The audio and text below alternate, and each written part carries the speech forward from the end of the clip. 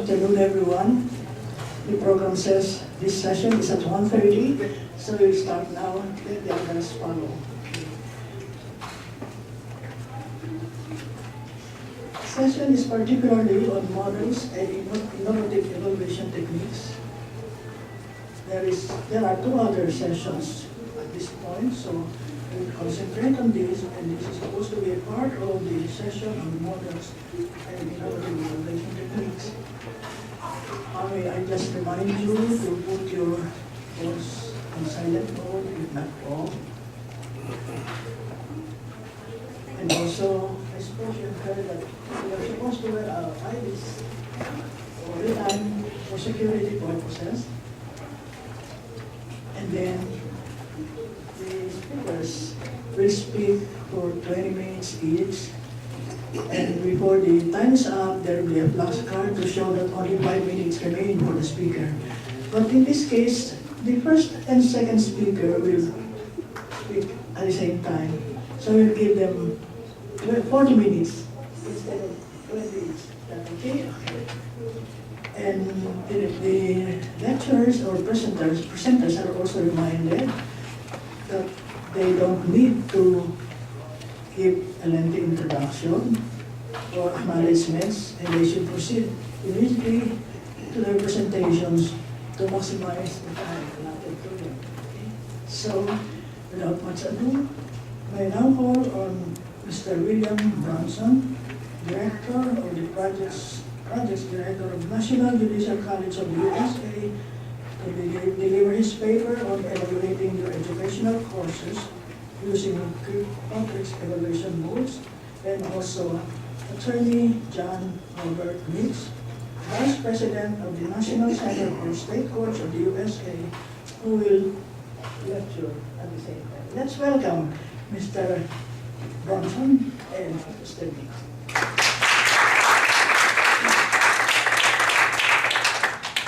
Thank you, Mr. Kind. Thank you, Matt, for your wonderful service. I appreciate it. So this is how we're going to measure success. Now, have any of you had a program that resulted in something like this? Or hopefully more like this. Okay?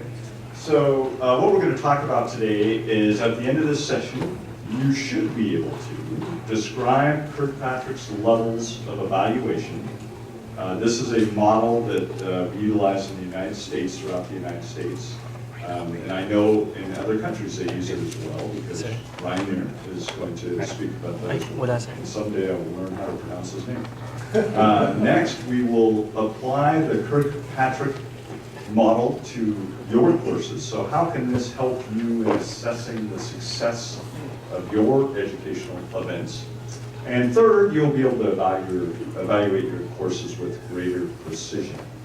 Now, before we go too far, I want to ask you what you hope to gain from this session. And I'm going to do this for a very specific reason, which I will not share with you. So would anybody like to tell me, why did you come to this session? What is it that you hope to gain? Okay. So let's start with you. My reason for attending this session is because we also, my name is Untitled, and I'm Director of Programs at the Philippine Judicial Academy in Islamabad, Pakistan. And we do evaluation as well of, after every course, the participants are meant to be giving us an evaluation report of the resource person that they've had that day. And with name, and then they say, all right, good, bad, average, sort of thing. So we have that column over there. And my purpose of being here is to learn if there is a better technique that we could adopt in our judicial academy, which would give us or reflect more precisely on what the actual feeling or the feedback of the participants has been. Thank you. The team from Punjab Judicial Academy. We are following the Kirkpatrick method, and the challenge we are facing at present is the attitude area. How the attitude of the participants should be assessed at least in constraint. That's the big challenge for Punjab Judicial Academy at present. Excellent. Excuse me, may I remind the participants to identify yourselves? Nadeem Chima from Punjab Judicial Academy, Pakistan.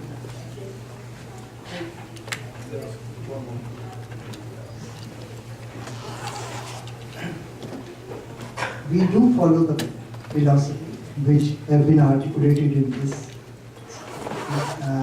but we are facing difficulties, and I would like to have answer of it. And what is that? It is easy for me to assess a trainer who is from middle management, but a trainer who is from upper management, or we may say a judge of High Court or a judge of Supreme Court, it is very difficult to get his assessment. So what ideology would you propose us or suggest us to assess them? Sometimes they do not permit us to float that document to assess them. One of the senior judge asked me, who are they trainees to assess me, that how, what did I do? I am the man who is going to assess them. What did they learn? So the ideology, which is very difficult for us to assess a single person. So hopefully you will guide us. Thank you. So sure, give me an impossible task. Thank you so much. Very kind of you to give me that gift. Okay, so we're going to look at this model, and it will answer all of those questions except for yours. But we'll talk about that, because I think there are some ideas that we can all share to get at that person who thinks, I am above evaluation. We have a president in the United States who believes he's above the law. So we understand these concepts.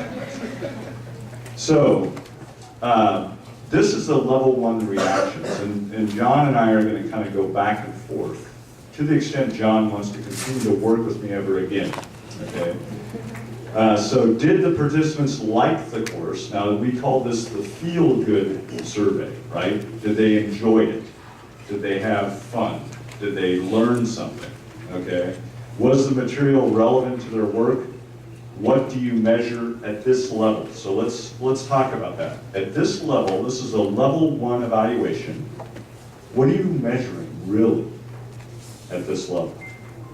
Anybody want to share with me what they think you're measuring at this level? And what I would like to do is get some new voices if we can. I got your voice. I want to try to see if I can get another voice. Anybody else would like to play? I have no cards. I have no gifts. Yes. Basically, your subjective personal satisfaction of the individual. Absolutely. So it's very subjective. It's based upon what the person feels about the program. So it can be an affective. So attitude, you talked about attitudes. You're assessing how they felt about the program. Now you may also be talking about attitudes as to, did we change attitudes as a result of the program, right? And that's what you're concerned about at the Punjab Judicial Academy. And that's true across the world. In fact, in the US, one of the issues that we commonly see with judges is there may be a judicial ethical rule that they disagree with, which doesn't mean that they're unethical human beings, but they think that that particular rule is not an effective rule or doesn't need to be there. So for instance, in the US, there might be, they may want to use Facebook to communicate with their family members and communicate with friends. And their judicial code may say that they may not. And they feel that that's an incorrect decision, and it takes away, in the US, their First Amendment rights. So you're trying to educate them why you're removing their capacity to engage in this particular medium. And so you're trying to change an attitude. And you can, I think you can assess that, but actually changing it is the hard part. And so that's where the rub is how do you find out if they actually change their behavior? And we're going to talk about that in the next step, in the level 2 evaluation and in the level 3. So John, it's all up to you. The pressure is on. It's incredible. They've been pretty nice so far, though. You're okay. Thank you, William. I apologize. I've having some sinus problems, but anyway, I will get through it, and I hope you do too. So level 2 analysis, whether the participants learned new skills, gained knowledge, changed attitudes. So I'm interested first in whether you all, who would like to talk about whether you conduct level 2 evaluations and how you do it.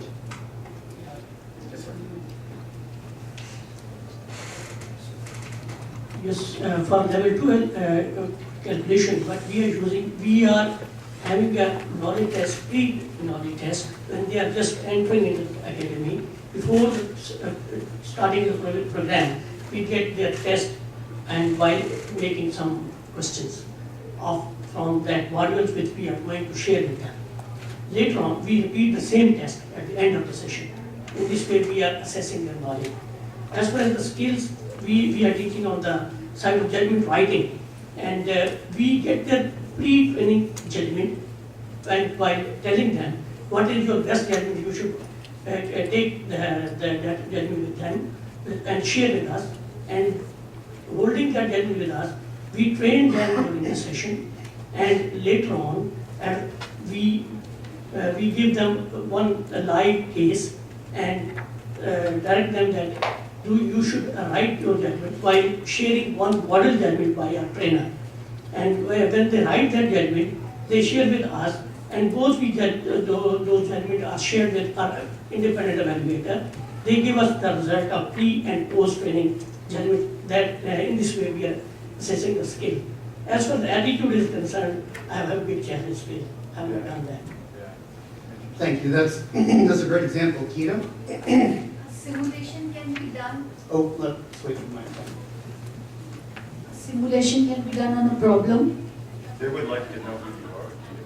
We know you because you're famous, but maybe not everybody. Okay, this is Geeta Oberoi. I'm professor at National Judicial Academy, Bhopal, India. Yeah. So I said we can do a simulation before the start of when we start our introductory session. They can be told to judge on that simulation, that exercise, and we know where they are. And then at the end of that last session, concluding session, again it concludes with the simulation so that we know like what was the impact of all that 3 days program. Thank you. Well, it sounds like, let's have one more. It sounds like this is probably an area where most of you all in this room, or at least a lot of you, do level 2 evaluations. I think that judicial education institutes are generally pretty good at level 2, and there's a range of effectiveness, but there's something more I'd like to say about that, but first I'd like to hear this gentleman right here.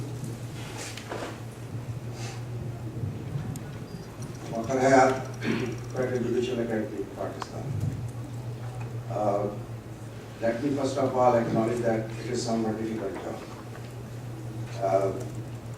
When we get reports from the participants, that is not 100% trustworthy. In order to get assessment on these points, we have to make a survey after 3 or 6 months of end of the training period. So we get reports from the stakeholders, namely the court staff. They are also the stakeholder with respect to senior-junior relation and working. Appellate courts who are the supervisory, who have the supervisory role, whether any change in attitude has occurred. Members of the bar, they can also give us best assessment, and last but not the least, the litigant barrier. Thank you so much. Well, that's excellent. And that's really more, you've gone above level 2, I would say, with that kind of evaluation. So William, I'm sure we'll have something to say about that. How many of you all in this room, if you could just raise your hand, use tests that you actually get back from the participants to see how they've done at the end of an education session?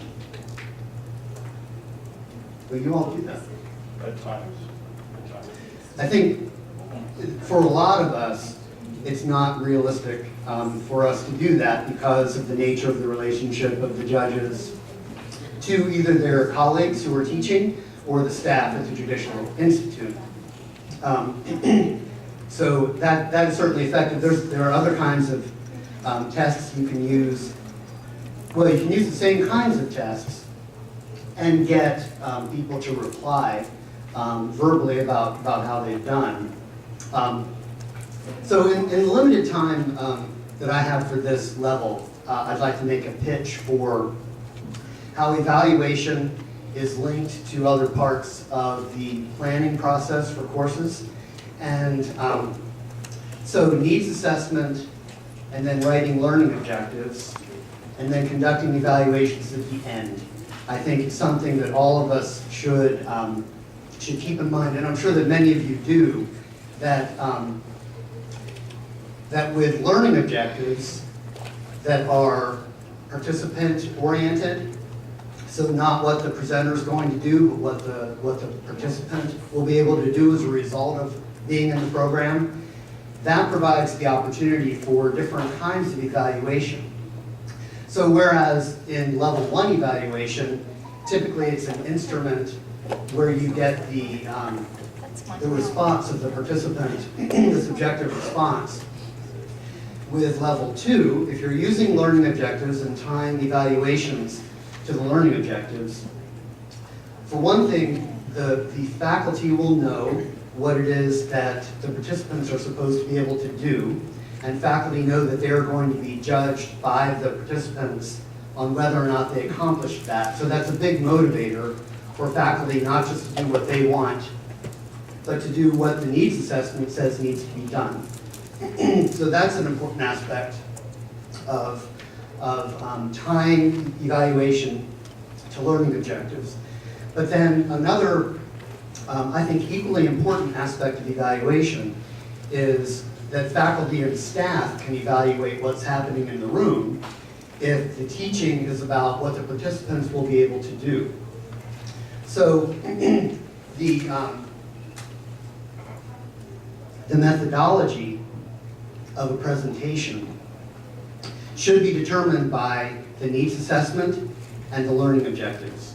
And if that methodology then draws the participants out with either role plays or demonstrations, simulations, whatever it might be, so the people in the room are having to demonstrate whether or not they've learned, then you don't have to rely just on the participant to self-report that they learned. You're seeing it happen in the room. Whereas if you have lecture only, then you don't get any data about what's happening with people in the room, except for what they write on their evaluation at the end. So any reaction to that? Any experience that you all have had, positive or negative, about making sure that you have learning objectives for every session and doing evaluations? I have a comment about this. One of the things that what I've found in some of our courses is we are pushing our participants, the learners, more to doing things in our courses than ever before. So, for instance, if we're teaching them a subject matter, then we have to test whether they're getting it, right? Are they learning it? Is it becoming part of who they are as a judge? So we have a model courtroom. We can put them in the courtroom, we can put them in the judge's chair, and we can watch and see if they're getting it. So you talked about attitudes at the Punjab Judicial Academy. Well, you can assess attitudes that way too, because we can ask them to make presentations about how they view a certain subject matter. Even if it's a 10-minute presentation, you get a very good sense. Do they believe in this? Do they feel like, from the affective domain, do they feel like this topic should be handled in such a way? So you can assess that very well, and that's all in the level 2 evaluation. So it's another type, we say test, another type of test. John was surprised that we test our judges because the custom and tradition in the US is not to test judges. But interestingly, the first time we really did it, it was because of our funding agency said, you must test your learners. So they required a pre-test and a post-test. And frankly, we were a little bit afraid of this idea at first. But once we did it, we were so pleased that we had to do it, and we were so pleased that they required it of us, so we could blame someone else saying, oh, they required us to do this. But it gave us great data on whether the course was successful with that pre-test, testing them before they even sit down in the chair, and then the post-test. So I think it's a wonderful way to do that. Did we have any other comments about, then this type of test is, as a facilitator, when you are walking around the room, if you're using interactive methods, you have maybe small group sessions. As a facilitator, you can assess, as you're walking around the room, are they with me? Are they getting it? Are they understanding the information? If you hear misinformation as they're speaking, then you can remedy that. So that's another way you're testing them in essence, because whenever they're talking, you're getting a very good sense of what they understand and what they don't understand. And attitudes can be assessed that way as well. When you walk by a table and they say, well, this is a bunch of horse pucky. This is a bunch of, so you can hear that kind of disagreement with their attitude being a certain way. You can assess that. And one thing you can do to make sure that you're capturing that information is to have multiple facilitators their job is to capture that data. Now, it's not going to be data used in a research sense, but it's going to be data used to assist you in ensuring that this program is as successful as possible.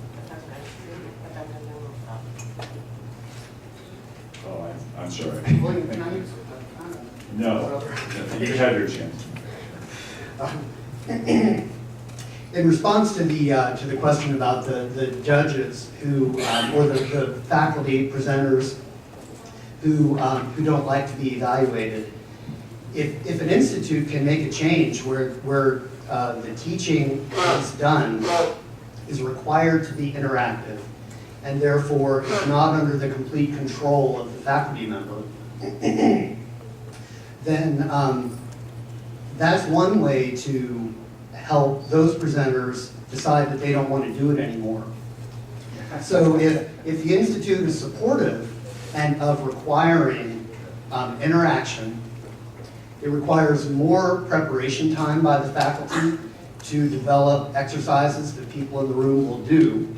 And it also takes the focus away from that person at the front of the room and moves it to people in the room, which some people are not going to be interested in. And so it is a way to, over time, to transform the operation of your institution. And it also, I would recommend to any organization to do faculty development for your faculty so that everybody is on the same playing field when it comes to what are the expectations of a valuable faculty member. So I know it's the custom and tradition where you wouldn't evaluate chief judges or high court judges, and you can guess how I feel about that personally. But what you can do is when you provide that faculty development to everybody, some will get it and some will not.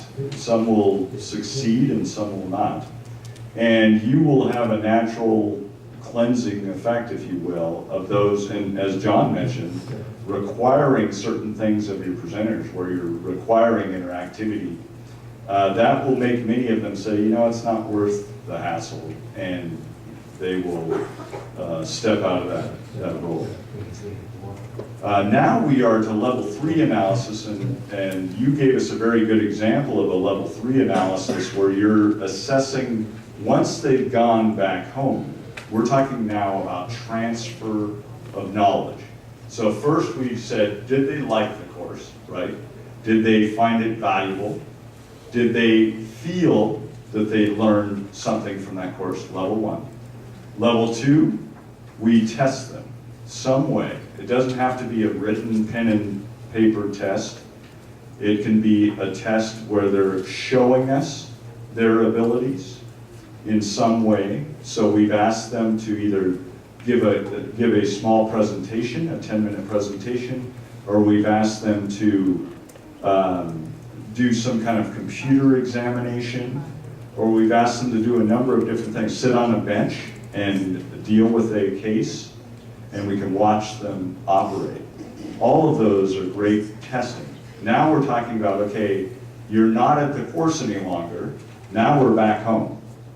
And now you're trying to assess, are they using this knowledge, this new gained information, in their own court system? And obviously this is the most important level to assess, but also the one least done, I would say.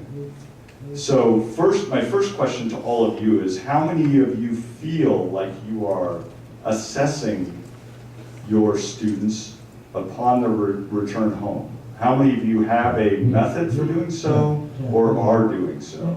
If you'll raise your hand. Okay, so you see that it's very uncommon. Now I know in some countries, they are doing a much better job than we are in the United States because they are actually sending people to courts and watching individuals in their courtrooms, court watchers, to assess, are they actually doing these new things? Have they changed their methodology of operating like a judge? Do you have you had mentioned, or raised your hand, do you have a method of transfer of knowledge evaluation? We have that for the induction program for our new judges. What they do is, after they've gone through the induction program, which lasts about a period of 3 months, where they are mentored and trained by fellow judges, thereafter the mentor then will observe that judge carrying out the duties, and to see whether that judge is carrying out the information or knowledge or skills that have been imparted to him or her. Excellent. And an evaluation will be done for constructive purposes, in the sense that then they will converse with the new judge to tell the new judge what your strengths are and where the gaps may be, and then to put up a report whether that judge is now ready to carry out the duties without supervision. Okay, that's wonderful. And will you pass him the microphone? You have a comment. As far as level 3 is concerned, we have just prepared the mode of assessment. We have not started yet, but we have prepared the mode. That is, we have questions for a supervisor we have trained them in this area, knowledge, we have these, skills, this, and attitude, this.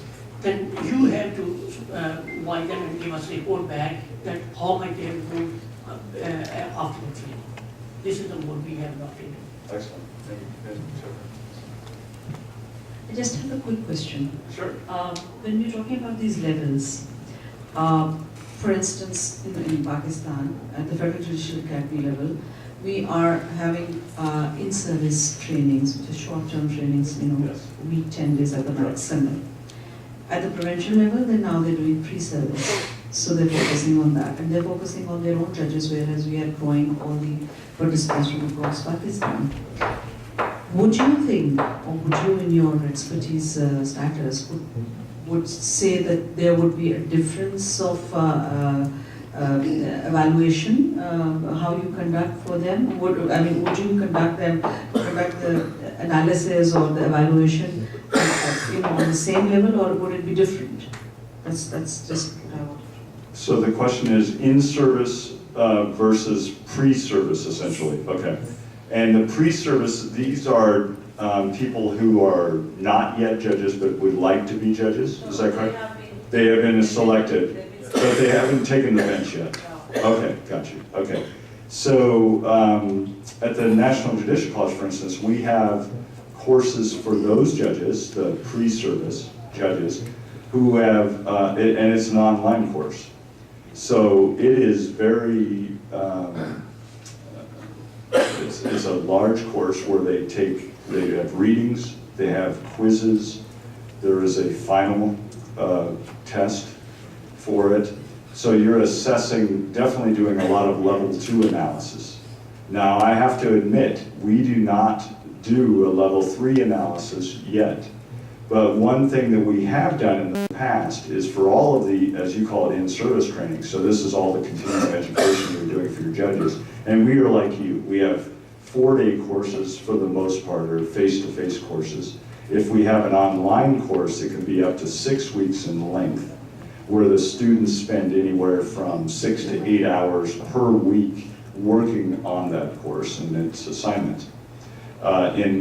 So in that model, we can assess the transfer of learning. The way that we assess it is kind of I would say it's a cheat, if you will, meaning we are asking them, we send them a post-course evaluation after the course, so say 3 months or 5 months later, are you utilizing these techniques in your courtroom?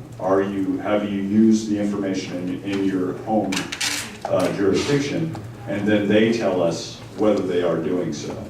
We have not utilized court watchers or other types of professionals outside that are not subjective.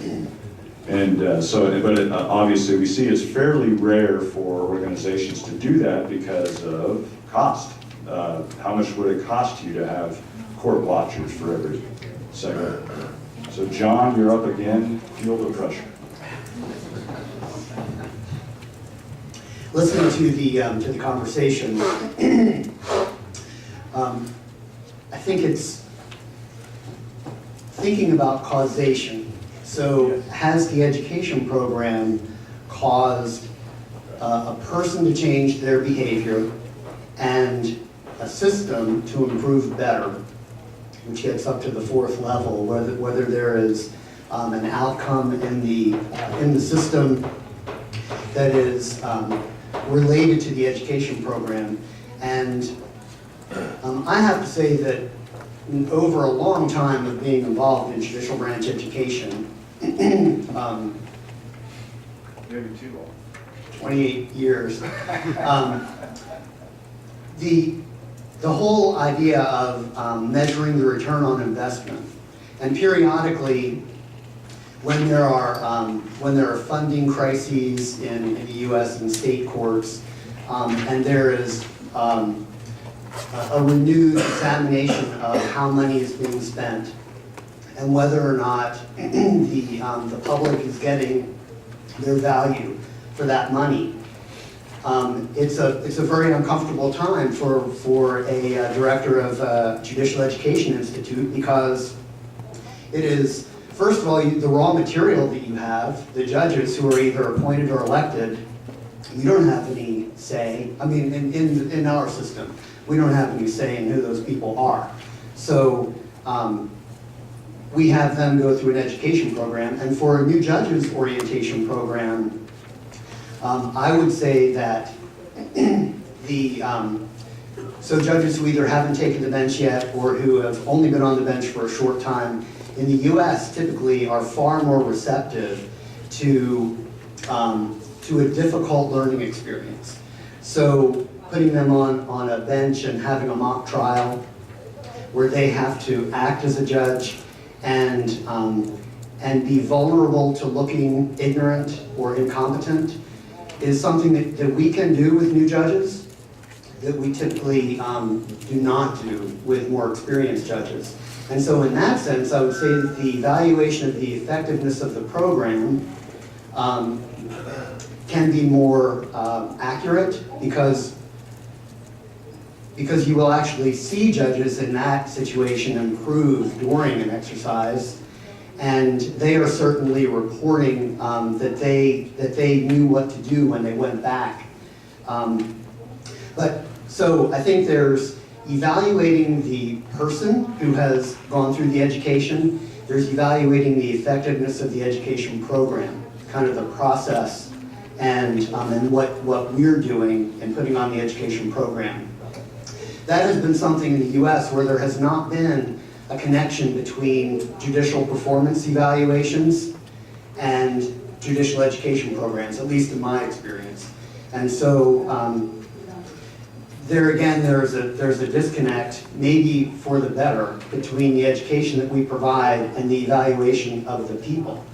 But going back to level 4, and this may be a combination of level 3 and level 4, I was trying to think of any examples that I had in my own experience about being able to evaluate the effectiveness of the program. But before I give my couple of examples, does anybody here have an example of what they would consider to be a level 4 evaluation that they've done? Like an impact evaluation? Yes, sir. At the IOJT meeting in 2013, there was a presentation by a former colleague of mine in Ohio. Some of you may have seen this, Christy Tull and a professor from Ohio State University, and they actually did an impact evaluation, a level 4 evaluation. And the conclusion was that it was a very good exercise, but not something that they would be able to afford to do again. I mean, as far as level 4 is concerned, we have devised a method of collecting the data, but have not started yet. This I want to make.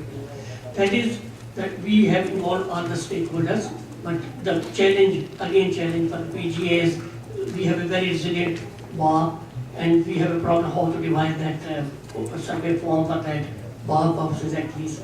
And we have devised a survey form for the litigant public by making general questions about the working of the judge.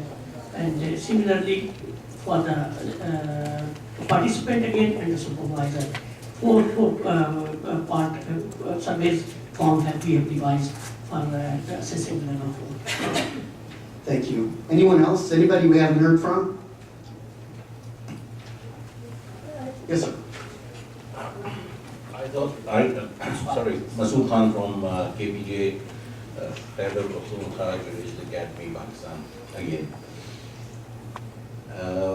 Recently, we started training judges in case management, and I thought that was not a very difficult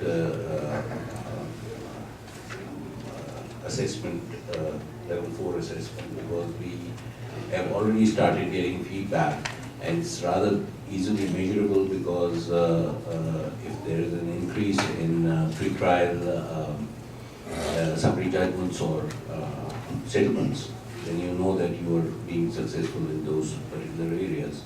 So I thought that wasn't a very difficult thing, or because it just collects the data from the courts and evaluates the program, basically, not the judges. Thank you.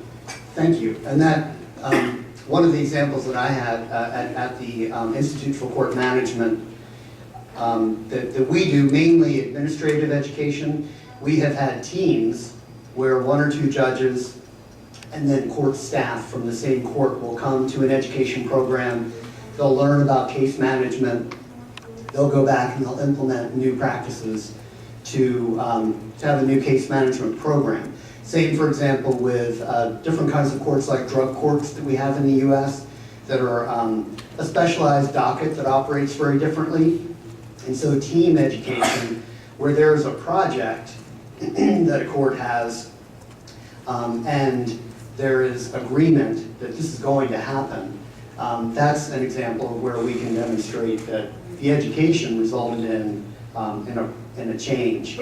And then one other area would be that we have a long program for court managers that requires original research and the writing of a paper, and often those projects are implemented in courts, and so we're able to show someone started the program, when they left the program they were able to implement this new course, so or the new project. But those do tend to be projects and not the higher. The final comment I'll make is that the higher you go in Bloom's taxonomy, for those of you who are familiar with that, so your learning objectives are more sophisticated, more difficult, more a challenge to an individual about their beliefs or habits, then the more difficult it is to demonstrate a connection between what happens in the classroom and what happens afterwards, I would say. So I'll give it to William for our final word. Thank you. So I like this quote. Training evaluation is a bit like eating 5 portions of fruit and vegetables per day. Everyone knows that they're supposed to do it. Everyone says they're planning to be better in the future. And few people admit to having got it right. So what I leave you with is, eat your fruits and vegetables. Thank you very much.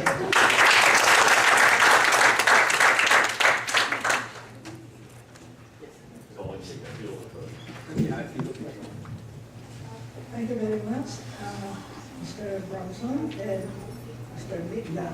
Robert John Weeks, for your presentation. We now move on to the third presenter, and that will be Mr. Rainer Harmon, Deputy Chief Prosecutor, Laura's Prosecution Office, and former Director of the German Judicial Academy, Germany. Let's welcome.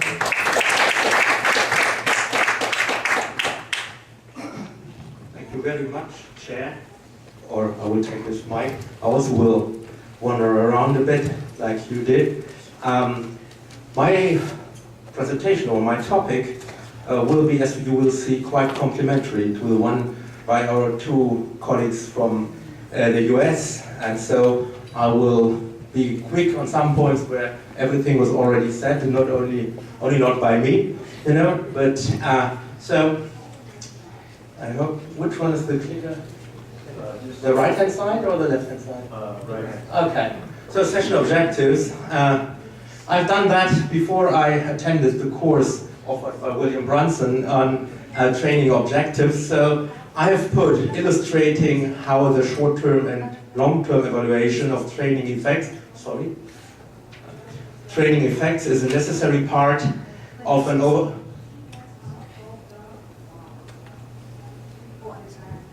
overarching grand strategy of lifelong judicial training. So my incentive is to illustrate that evaluation of training is much more than just the evaluation of training, that it is part of the lifelong learning of a judge. After the course I followed with William Brunson, I would reformulate it as follows. At the end of my presentation, you will be able to carry out efficient evaluation of short-term and long-term effects of training, or by putting it into perspective for each and every judge. So this is what we will strive to do in the 20 minutes I have. Okay, the overarching principle of lifelong learning. You have very different judicial systems in your countries, and some are, for example, as to the appointment of judges, are career judges focused in the civil law countries mostly. Some are common law countries where appointment is done on merits, so you select lawyers after several time of professional practice. But you know, all those steps, for example, good initial and induction training, and then performance evaluation, testing was mentioned a lot in the presentation by the colleagues from the US, plays a big role. And then the in-service training, I've put continuous training, and again, performance evaluations, and then decisions on promotion. All this is a cycle of lifelong learning of a judge.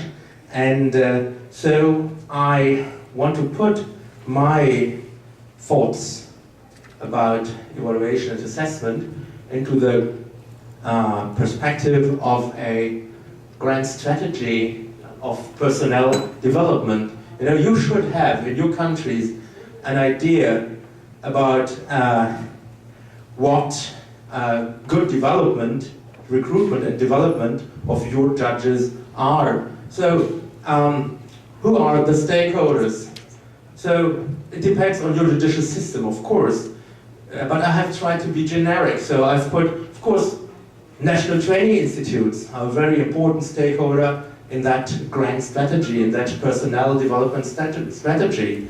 On the other side, you have either normally a Ministry of Justice or a Supreme Court, or sometimes perhaps in your system a High Judicial Council, but I've added them You have peer-elected judges representations very often in your countries. And in the countries where the judiciary comprises the prosecutors, in many civil law countries, as you know, it is the case, you have self-elected prosecutorial representation. So, please, may I ask you to raise hands in how many of your institutions are there self-elected high councils of the judiciary, whatever you call them, who play a role in the definition and in the planning of a career of a judge? In how many of your institutions do you have self-elected high councils? Peer-elected high councils? Oh, it's interesting because in Europe and most countries you will have them and they play an important role. Why do I draw that line, is my question to you. The National Training Institute on the one hand and the other three, so Supreme Court or Ministry of Justice on the other hand, and if they exist, the peer-elected bodies, the high councils for the judiciary. Why do you think have I drawn that line?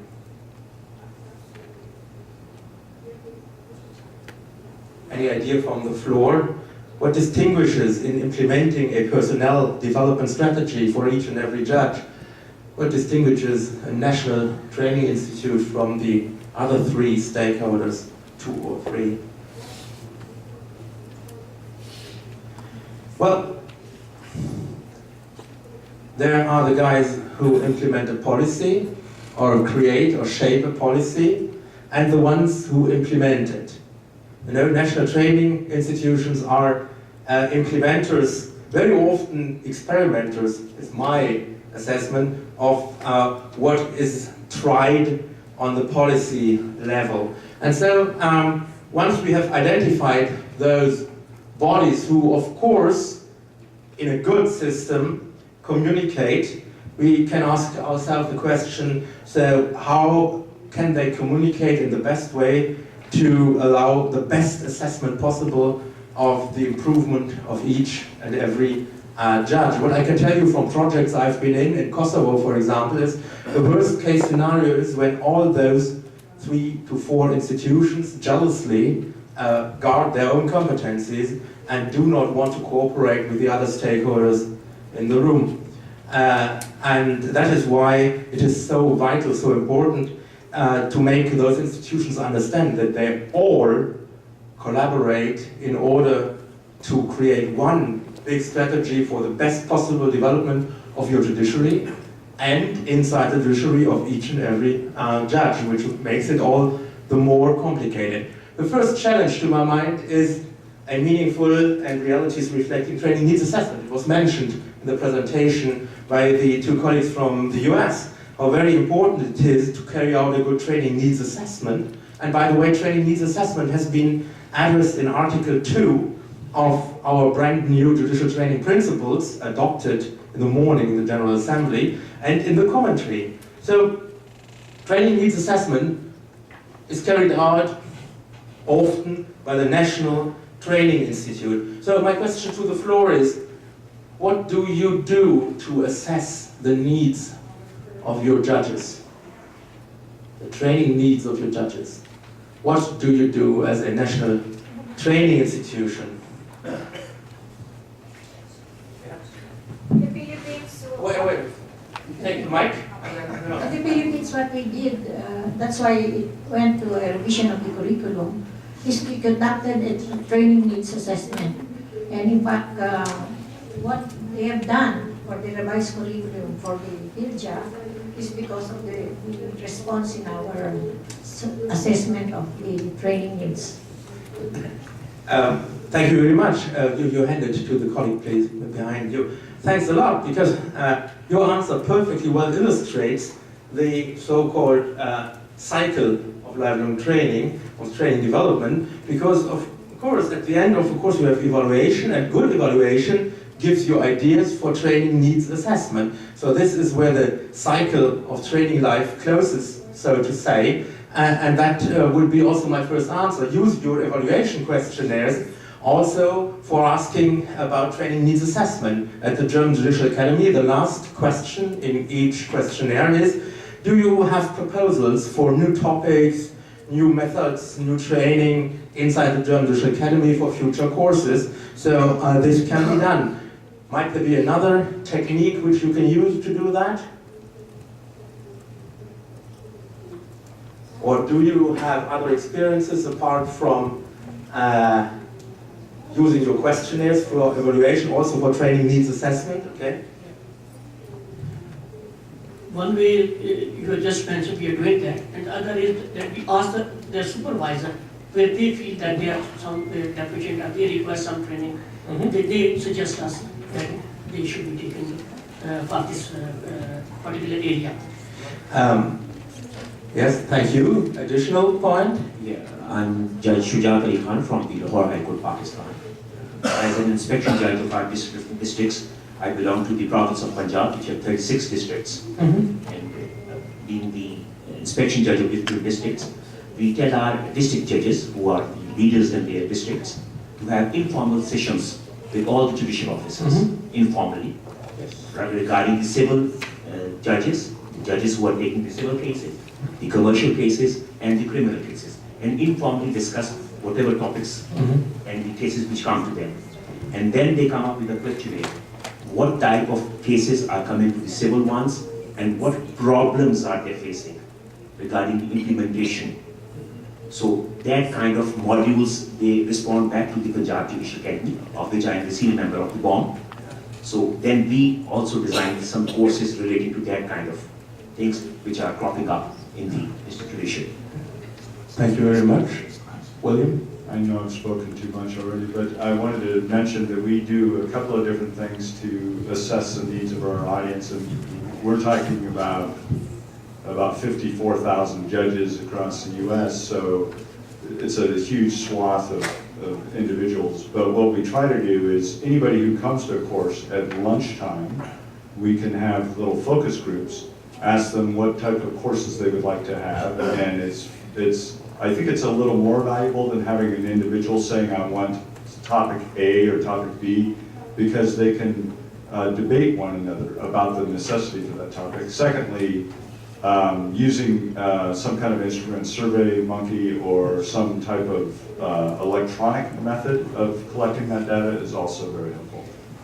Thank you very much for this input. Yes, one last, please. Yeah, go ahead. Last but not least, of course. In order to assess the gaps, we have to make surveys, and for that purpose, meetings with all the stakeholders, those are necessary. And one thing, the record, I mean to say the judgments of appellate courts, those also reflect the gaps. Thank you. Okay. This is very interesting because I will get to that a bit later on, whether this is a valid factor or not, the appellate ratio in courts. Very, very interesting. You will see that I will touch upon all your points. So yes, for the National Training Institution, it can carry out interviews in a group or individually to get a fair assessment of training needs, and the policy, and perhaps just, which is a matter of course also mentioned in our Articles 8 and 9 of the Judicial Training Principles. A good training program based on the real needs of the judges is not a black letter law training program. Black letter law is important, so legal knowledge courses, but you have also to have training, lots of training on capacities, skills, and attitudes. In the German Judicial Academy, our board has set the resolution that only 45% of courses should be black letter law and 55% should be multidisciplinary in essence, and skills-based, so behavioral as we call them, but you understand what I mean. And that you should also provide both induction training for your freshly appointed judges and leadership and management training, which was touched upon also in the presentation by the American colleagues.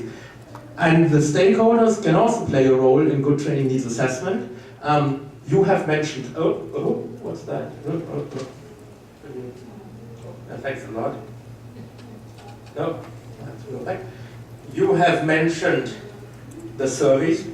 So in my country, in my state, I must say, because we have 16 states in Germany, my state carries out annually, organized by the Department of Justice of the state, a survey on the training needs of judges and prosecutors in our civil law country, so you can use that. But what you didn't mention, and what is used in quite a number of countries nowadays, especially in Europe, but I found also examples in Canada, is that you shape the profiles.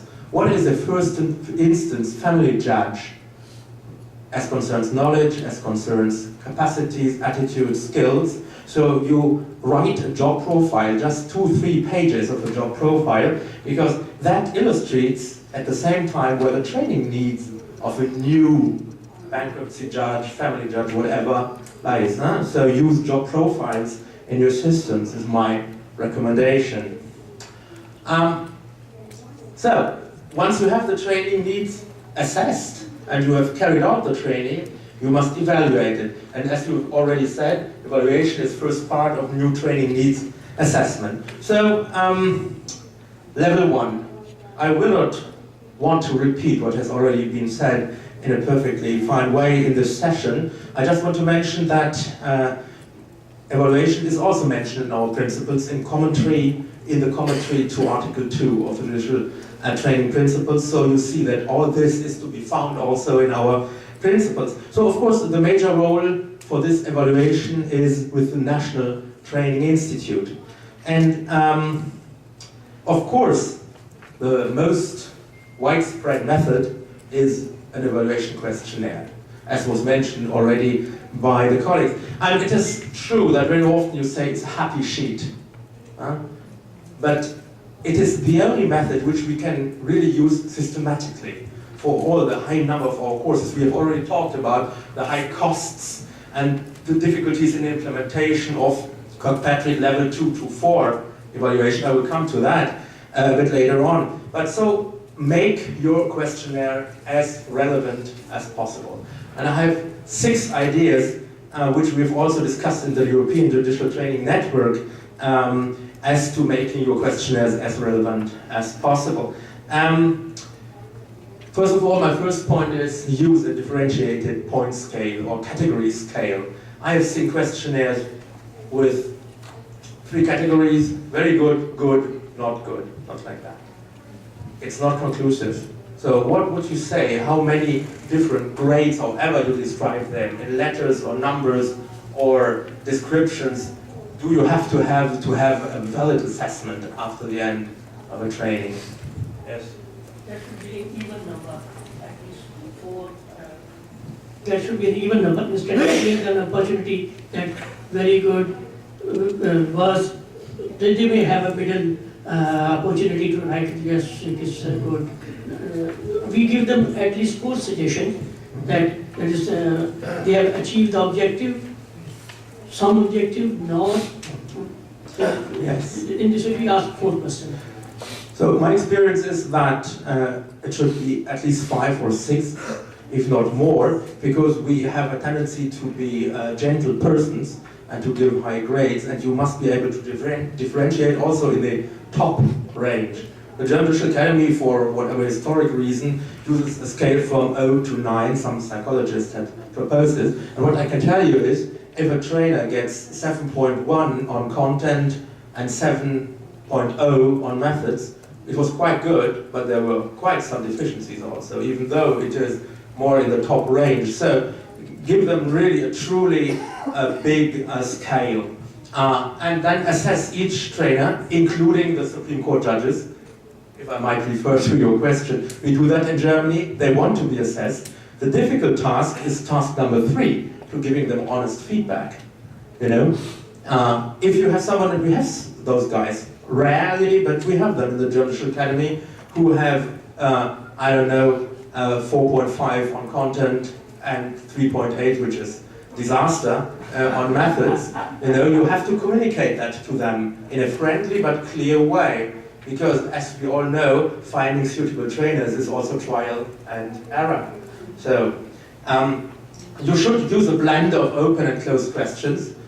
The closed questions are easy because you can put them into a computer and you have the assessment.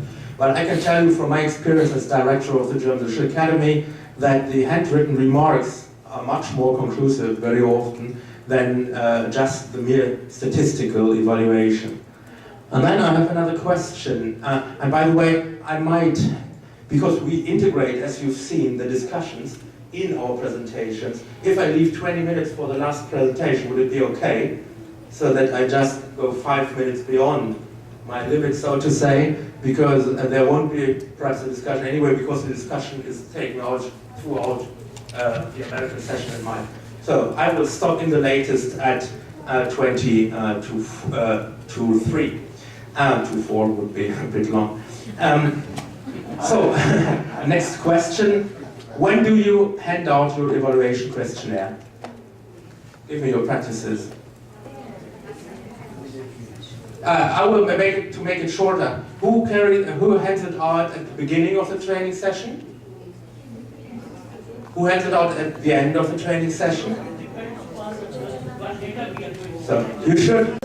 No, it's okay. I understand what you wanted to say. To my assessment, you should hand it out at the beginning and make it clear from the beginning how important good assessment is for your training institution. That they should take their time, fresh memories, and filling that in. The worst is this 5 minutes before the train or the plane leaves and just ticking some boxes. Make it relevant. And one thing is, if you have a proper assessment by questionnaires, then please also make your assessment and make it public. So the German Judicial Academy, in its annual report, I brought the one in German for 2016, the last 32 pages are a very thorough statistical assessment and evaluation of all the 145 training courses offered in the year, you see. So it begins on page 52 and ends on page 82. So make it accessible to the public. You have nothing to hide. And if you have something to hide, something has gone wrong in your training institution. Okay, then we're the clicker. Those were the points. And then Kirkpatrick levels 2 to 4. So learning, behavior change, so transfer, and results in your organization. We've learned about all the difficulties already. I just want to show you what, to my mind, can be done. Well, the interesting point is, for the National Training Institute, we have already had setting training needs, training objectives, training goals as a very important factor, and 2 presentations by William Brunson. I will not go on that. We have already discussed in your presentation from the floor, especially in modular series of trainings, use long-term questionnaires after 3 months. So we have some trainings where there are 4 modules in a year. They come back after 3 months. Ask them in a specific questionnaire how they now assess the knowledge transfer as being done by the trainers of the first session. And involve your trainers in that. Ask them on their evaluation of the prior modules. So did the students, judges, improve or show better knowledge at the beginning of the second module, for example? And of course, as we've also already said from the floor, carry out interviews with trainers, trainees, with the course directors, just to get the full picture of what has changed. But now I come to a point which has not been mentioned, and this is that the policy stakeholders can also play an important role in this. And they can, for example, and some of your answers already got close to this, as I understand, 2 or 3 of you have mentioned the superiors in the court, that they should be involved in that. What some European countries, including several states inside Germany and Finland and the Netherlands have implemented is regular career development talks with their superiors. You know, in my state it's once per year, and that they have a talk with their immediate superior about their satisfaction in the court and so on, but also what their perspective for the future is and where they want to be trained. And then it's the superior's task to make them understand you should be trained on this and that point, and let's have a talk 1 year later or half a year later and see how it has been implemented. Another indirect incentive can be, it is mentioned in the principles. It is in commentary to Article 3 of the Judicial Training Principles. You can say that the willingness, the proneness to training can be a promotion criterion. That you will not become a senior judge if you have never been trained after having entered the judiciary. So being part of training, actively or passively, can be an important thing for your future development and for your future promotion. We have discussed in other groups the question of mandatory or voluntary judicial training. I think it's the bad question. Good training is about incentives. You must give your trainees, your judges, incentives that they want to be trained. And the last part of all this cycle, to my mind, and the fourth challenge at least, and I know that in some countries that doesn't exist at all, but in many civil law countries and in some common law countries it exists. It is regular performance appraisal of judges, or in a civil law country of public prosecutors, all by respecting, of course, judicial independence. Many countries in the world have implemented a system of peer-to-peer evaluation involving the superiors and, where they exist, the peer-elected bodies. You know, in my home state, each and every judge is evaluated at the beginning of the career in a 6-month rhythm, then 1 year, and once they are appointed for life on the bench, they are evaluated in a 4-year rhythm. And that is part of the lifelong training cycle of a judge, to show in the written performance reports whether they have improved or not, and what might be the criteria be. And there I touch upon the last point which was mentioned. Of course, to my mind, or I ask you, the last question I ask, I'm short, I'm 1 minute before my end, I know that, but still, the last question to the floor. Which criteria should be put in good performance evaluations? Has a judge become a better judge in the last 3 to 4 years because he has been trained, or otherwise trained himself, herself? So, what might be good criteria for performance assessment?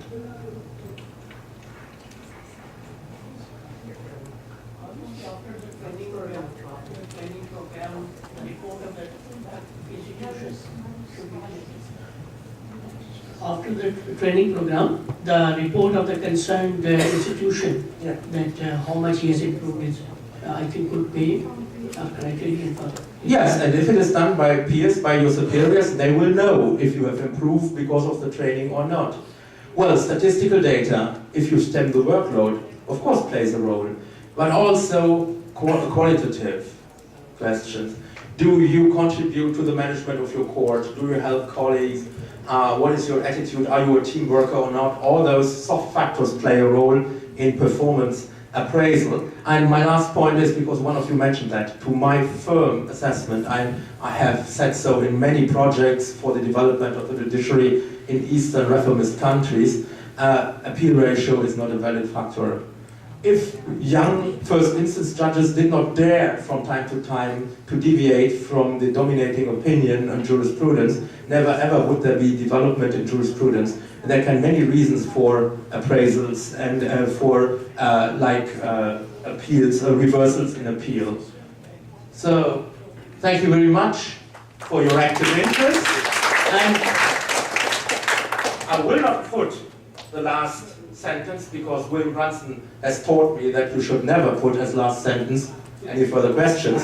So I won't put it and give the floor to you and then our fourth speaker. Thank you very much. Thank you very much. We now call the fourth presenter, and this will be on evaluation of gender sensitivity training for standard court personnel, selected court personnel. Dr. Melford attends. Let's welcome.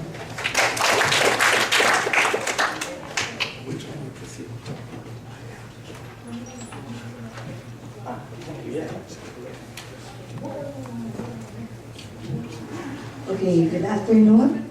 I'll be presenting our evaluation of the training that we have developed. Actually, there was a training needs assessment that was done before this, which is now being presented in another room in Bonifacio Hall, and that was the development of the outcome-based training for this gender sensitivity training.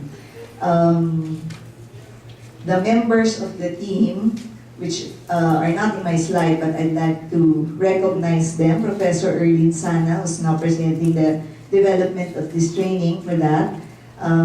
Justice Teresita de Castro, Professor Mirna Feliciano is here with us, Judge Ami Avellano, and Attorney Katrina Legarda.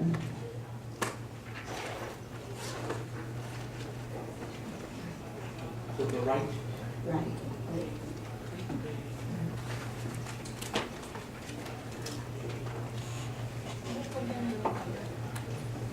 Okay. So I'll first describe a bit about the development of the gender sensitivity training and then go into the evaluation. But the evaluation will not be about the entire training, but only on selected trainings, because that is where we had a complete set of data. So that even if this training has been conducted for 8 times, this particular study is focused on just 4 of them.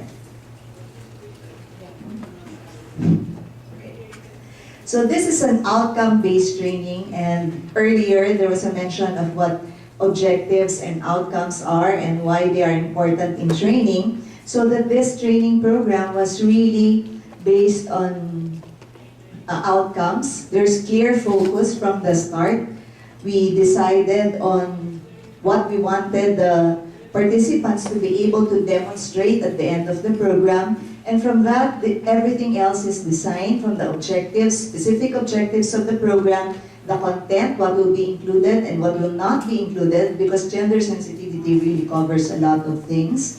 The activities that would be put there, since we are talking about adult learners, judges, court personnel, clerks of court, resources to be done, and the assessment as well.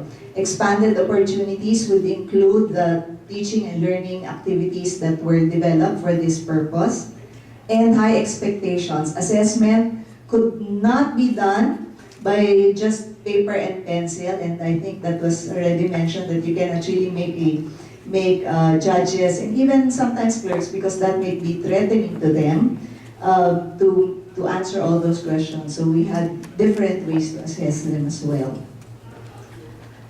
It was interactive because we wanted the participation and the inputs from the participants as well. It was comprehensive, not really that all the details are there, but that the essentials that were thought to be important were included. And it's holistic because it did not include only knowledge or understanding of concepts, but attitudes development as well. These are the objectives of the training: to recognize gender-related problems, refer the problem to appropriate authorities, handle the cases appropriately, consistently demonstrate gender-sensitive behavior as appropriate, and maintain gender-sensitive environment in the workplace. Intended participants are judicial, legal personnel, as well as non-legal personnel, including executive and administrative officers, court interpreters, and the like. So I'll just probably briefly show you the matrix for the design so that you'll understand how and the evaluation that we did later on. So the first objective, recognize gender-related problems. The content would be basic concepts: gender sensitivity, stereotyping, socialization, discrimination. The first activity was a shock factor. The participants did not know that the training was already starting. So before the opening ceremonies and the people were just gathered there, somebody would talk out loud. We'll have some discussion on certain issues. I'll enumerate them later. And then after the opening ceremonies, they will realize that that was part of the training itself. Next was maintain gender, that was evaluated through the reactions we gathered after the shock factor exercise.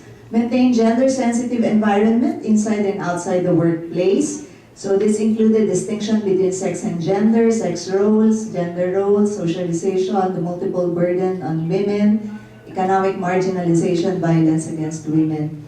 This was through a short discussion, and then gender images were in some pictures, advertisements or posters, billboards were projected, and they would just put out meta cards of whether it was gender insensitive, gender sensitive, and some some would not really realize that some of the things that we see around us are having some messages that were gender insensitive. So to test or to assess that they were putting up meta cards, and also if they understood the concepts that were introduced, a pre-test and a post-test was done. This was not just about knowledge, but also their perception of whether they understood it or not, and heightened observation of gender-related issues. Refer the problem to appropriate authorities and handle the case or handle cases appropriately. Content would include sexual harassment, violence against women, burden on women. This was really individual reflection exercise. 4 cases, really trigger cases about a friend in need, which was sexual harassment, stalker and harasser, rape, and tardy Carmi is an employee. He was always late because of some duties she had to do at home. And what was done was that the participants would reflect if they actually experienced those. More importantly, if they saw it, if they experienced it themselves or they saw it in someone else that they knew. But more importantly, if they knew what to do, if they did it or if they did not.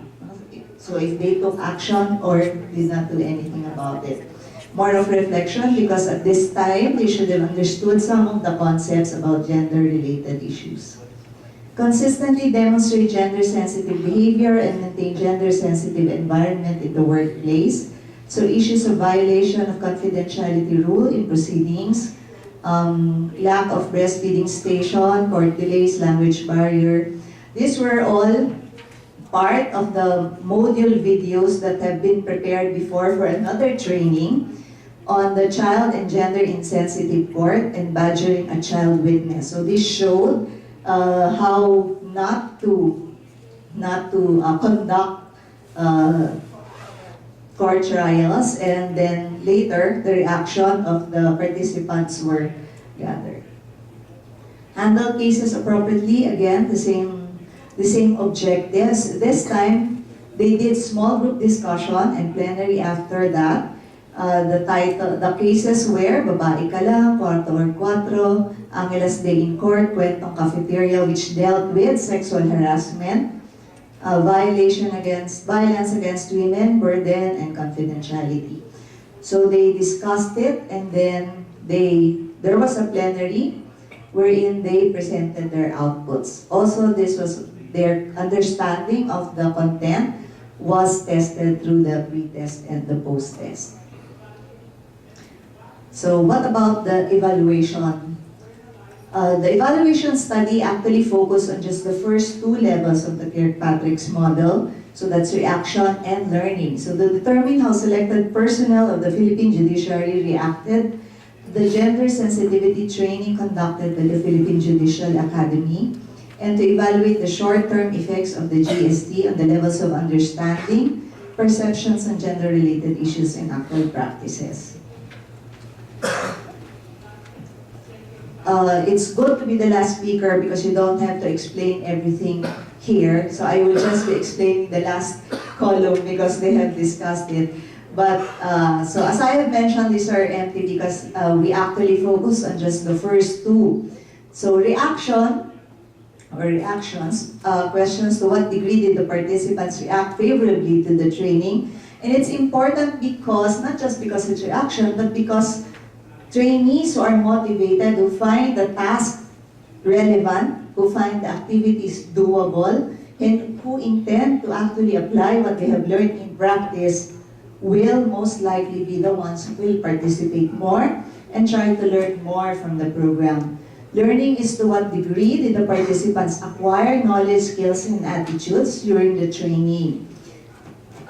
As mentioned by our earlier colleagues, this is not just done through paper and pencil, although we did a bit of that, but also their perceptions, their outputs as well. So what were the results? For this particular study, the June 2016, June 14, 15, 16, 2017, where 9% of the participants were judges, 10% were clerks of court, 10% legal researchers, 12% interpreters, sheriffs, process servers, and clerks. Half were, 50% were female, 50% were male. Let's look at reaction. We assess this through the reaction to, again, the shock factor, the individual reflections, and the training evaluation which was done after, which they filled out after the training. So the shock, these were the issues that were discussed during the start, or rather before the start of the training. The President catcalling a TV news anchor during a press conference, which was popular at that time. The capacity of women, such as the Vice President, to hold positions in government. So two were actually facilitators or actors were there talking about this, but the participants were not aware that it's already part of the training. Inappropriate way of hotel personnel, the way they were dressed. A mother who was hesitant to send the daughter to law school. And one of the facilitators was angry because it was a male staffer who brought water and bag, which was a woman's job. What did the participants say after? They had mixed responses, reactions. Some would say that the conversation was gender insensitive. There was discrimination against women and stereotyping, etc. Actual words that they said is there's labeling, macho, babaero. I strongly object that women are bound to do household chores since society dictates that they were destined to be housewives. There was indeed bias as to the gender. The female was put down when it comes to taking up law. So this was about the daughter. Now, women are considered weak, men are strong. Pagdadala ng bag ay hindi lang pang babae. Carrying the bag is not just a woman's job. Anybody could do it. The stereotype kasi, or there was stereotyping. I did not feel good about the reaction to the hotel staff because it was not their choice to wear that. It's their uniform. The management made them wear. And it actually didn't end with just a reaction. Sometimes they shared what they actually experienced when somebody asked me, who is taking care of you? I told him it's none of your business. So it's intended to, this is referring to someone who was so concerned that she was single or separated. We are looking for, just because women are single or separated, we are looking for someone who would take care of us. It's discrimination. On the other hand, some would say there's no discrimination, there was no malice. It will, rather, I will take it as that. It was without malice, he's being like that, referring to the President. From what I heard, the one who reacted was female. So the context being, she was female, so that's why she reacted. But I don't think there was discrimination, only expression of views. So at that time, which was the first activity, they had different reactions.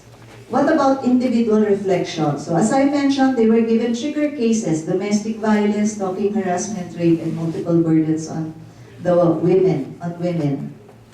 They shared their personal experiences and whether or not they took action which they thought was right, and this was discussed.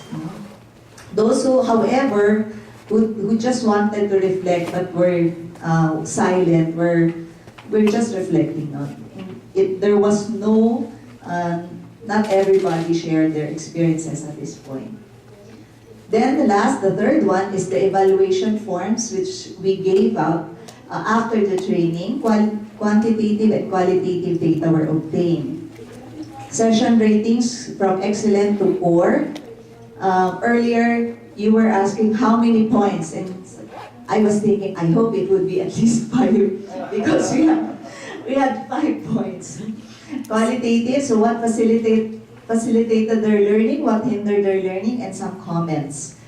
What were the results? Okay. For the first, these are the activities, the shock factor, gender concepts and images, individual reflections, then the modules, and the small group discussion.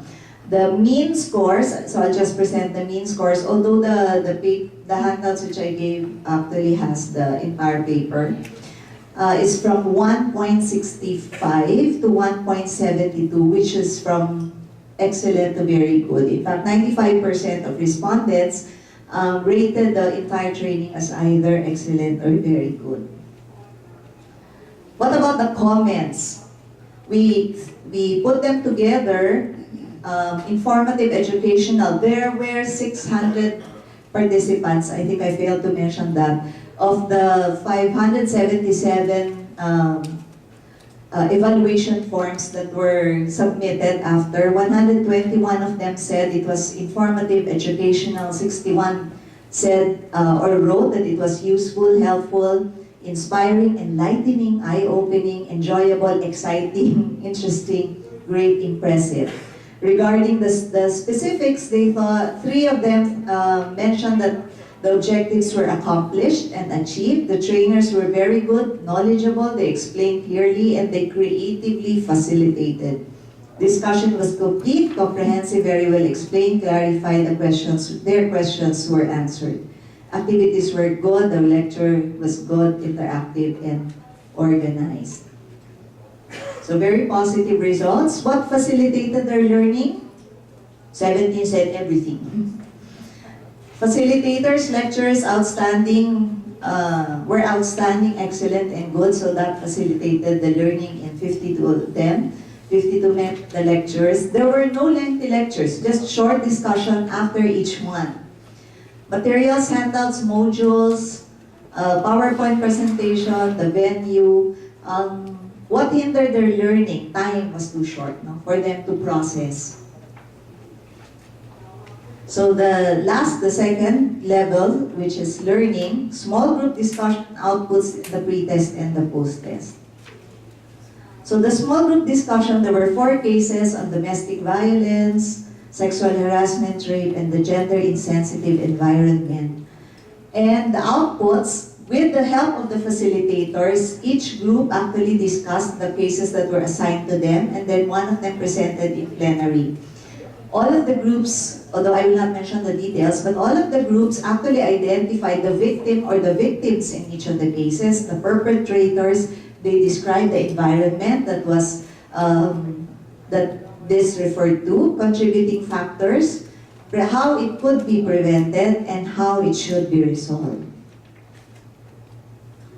And this is actually the blueprint for the pre-test and the post-test. It's not actually a test, because some of them, for 9 items, it's just perceptions of their level of understanding using a rating scale.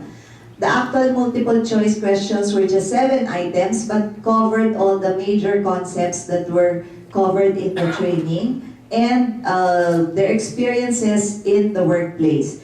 This was added just so we could see whether there was increase in awareness of the participants in gender-related problems that were happening in the workplace. So just to look at the means, it's from 1 to 4, from 1 being that they understood the concept very well, 2, they know it, 3, they just heard about it, or they didn't know it, they were not aware of it. Pre-test was before the training, so you see that the means were from 2.15 to 2.82, which means it's between they just know it or they have heard about it. Of course, some of the answers were they were not even aware of it. After the post-test, which the mean scores was 1.3 to 1.69, which is now from understood it very well to know what it is. So, and when we ran an independent t-test for this, it was significant for all of these items.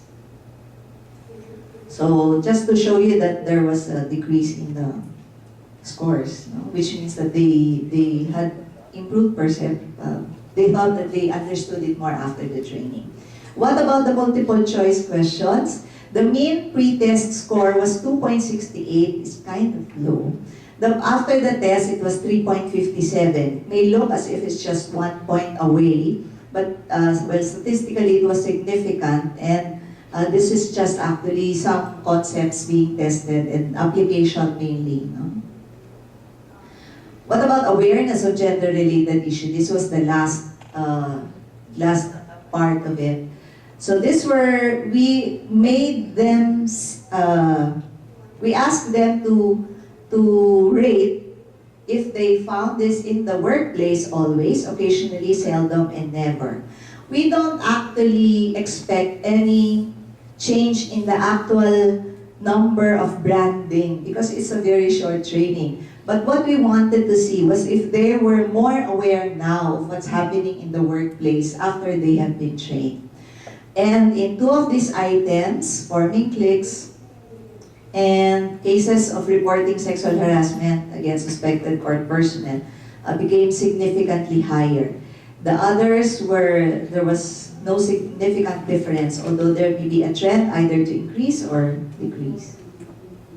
So in summary, the outcome-based training design focused on gender sensitivity in the workplace, concepts of related to gender sensitivity, legal provisions, prevention, and commitment of the personnel were the concepts that were covered, and activities done were the shock factor, interactive sessions, images reflection, symposium, there was no symposium, sorry, small group discussion, videos, and plenary. There were really very short inputs or lecturettes by the facilitators, and high expectations were in the form of knowledge and attitudes change and their perceptions as well. We used Kirkpatrick's model, reaction of the participants to the activities, their evaluation of the training. Learning was measured not just through the knowledge of concepts, but through the outputs that they gave after the small group discussion, also on their perceptions of how well they understood the concepts, as well as their heightened awareness of the presence of gender-related problems in their workplace. So we did not do levels 3 and 4. So we recommend outcome-based training for training of the judiciary, because this would make the outcomes clear so that everything else will fall into place. There will be longer time. Some participants wanted longer time. And in fact, after the session, some revisions were made so that some sessions were given longer periods of time, and levels 3 and 4 evaluation. So thank you for your attention.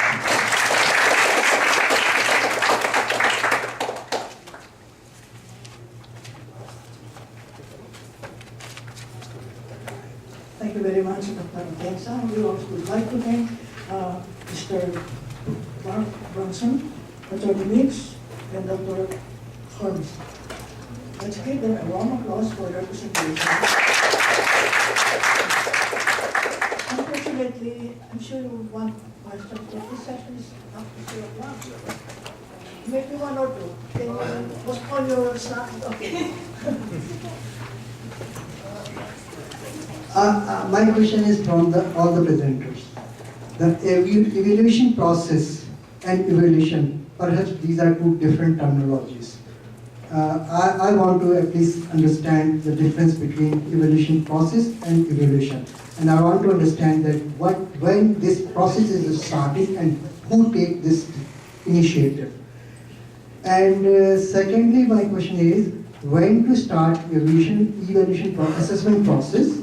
I have 4 or 5 options in my mind, and I want to make clarification whether on the day of training before commencing the training session, or on the day of training at the end of the training session, at the end of the training period, if it is of 1 month, or at the end of the training period, or before the day, the training process. Here I am discussing training process. Before a day of a training, or on the day when training is identified. When this training process is to be initiated. I am not talking about the evaluation. I am talking about the evaluation process. When it is to be initiated, and who is going to initiate this process. And what sort of things are to be taken into mind when this process is to be designed. For instance, if I am head of the academy, and I identified 1, 2, 3, 4 persons to deliver certain trainings. So should I start training evaluation process on the day when I decided to, when I identified training process, training program, or when they leave the class after training, then I should start thinking about it. That's definitely John. We decided it's John.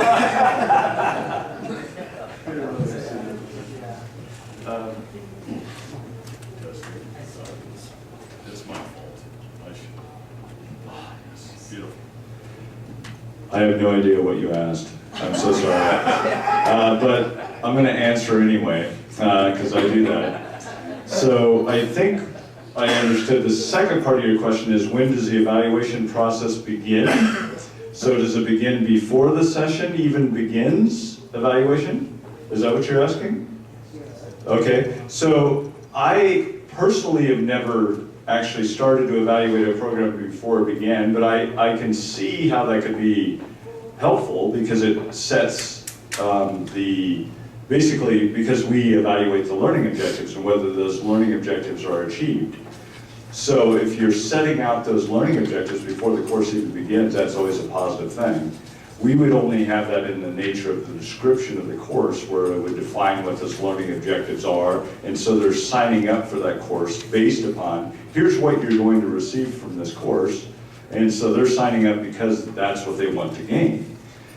So we've never done anything before the course, but we always hand out the evaluations very first thing in the program. It's part of their binder, and we mention to them on every break, essentially, please complete these evaluations as the sessions are, as they occur.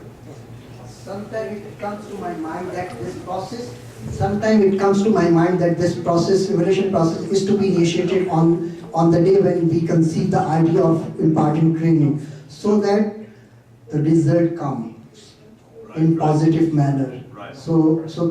And what we do, most of the time we have the questionnaires, set questionnaire for everyone, for every type of, we have the set questionnaire we provide, and most of the time we do not get proper result, because perhaps for every training program we need to revise, redesign the questionnaire if we want the real output. Oh yes, absolutely. Yeah.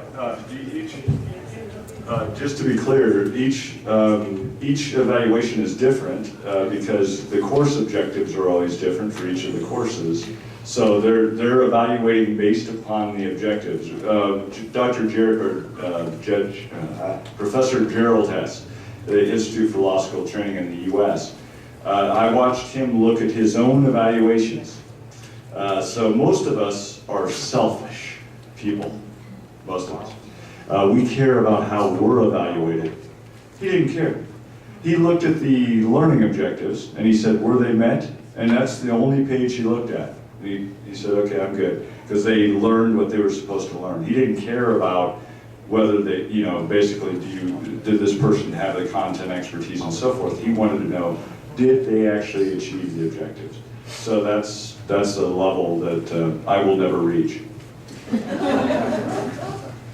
Any additional presenters? No more, okay? I'm afraid we have no more time, so we declare the session ended. Concludes the session. We'll have our break up to 3:30. Thank you very much.